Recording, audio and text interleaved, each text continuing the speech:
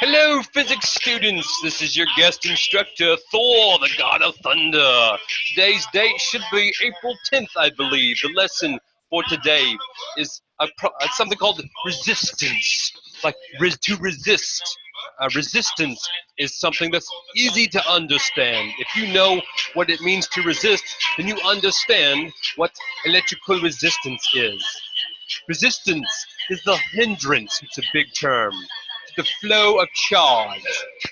Resistance is represented by big letter R.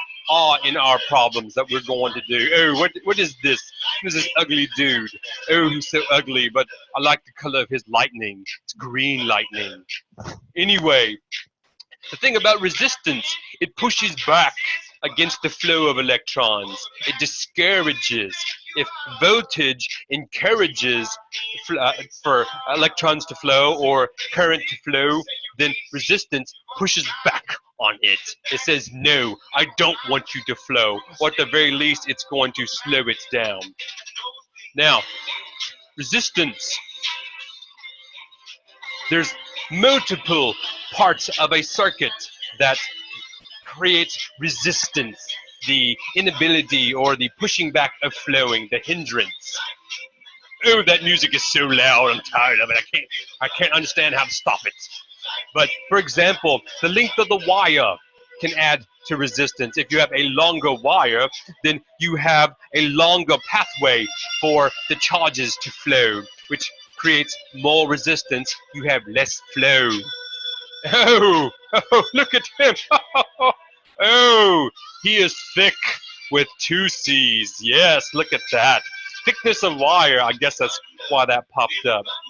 See, with a wider wire, you have less resistance, which means you have greater flow. So thicker wires creates more flow. And finally, the material that the wire is made of. You know, wires are made of all kinds of things, aluminum, copper, gold even. And depending upon what material the wire is made of, it may be more resistant or less resistant to flow. Typically, copper. Copper is a magical element, magical metal. It allows for lots of flow of electricity. So resistance, it does have a unit, and it's called the ohm, named after my good friend George Ohm. I love good old George. But we represent the unit for resistance, the ohm, with the Greek letter omega. Omega, ooh, that's fun. You know, in lots of terminology and lots of stories, omega is the end, right? Just like it's the end of the Greek alphabet. Well, the resistance is ohm. The ohm is the unit, and it has the omega symbol. Anyway, oh, on a circuit diagram, look at this circuit diagram. See, on circuit diagrams, we must represent resistance. Resistance, once again, the discouraging of flow. And we represent it with the cute little squiggly lines. Oh, it's so cute. And oh, look, there's my good friend symbol, the ohm again, omega. 3 resistance. This is 3 ohms right there. And that represents resistance. It's a squiggly line. Copper, once again, copper is very good for a number of reasons.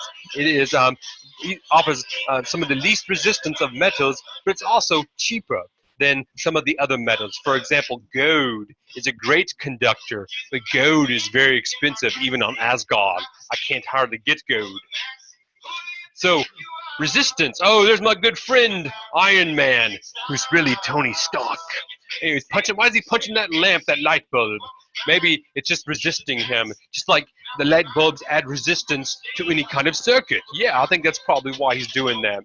Or maybe the light bulb is evil, I don't know. But any device that's in the circuit, and then the electricity, the charge, has to flow through that device, it adds resistance as well. Any device that causes resistance is called a resistor. It's something that resists. Things like light bulbs, motors. Why would you need charge? Well, it's obviously to do some kind of work. So some kind of like lighting a light bulb or moving that blender that creates the smoothies that I really like. Those fruit smoothies, they sure are delicious. But there are even little bit things. Oh, look, They look like little bitty barbells. Thor, he never skips arm day. He never skips any day. Every day is a workout. Anyway, those little things, they are resistors. They are special components that are used to control the amount of current that goes through a circuit, but also to dissipate the heat. Because if you didn't know, electricity gets very, very hot, like Thor. I'm very hot right now for a number of reasons.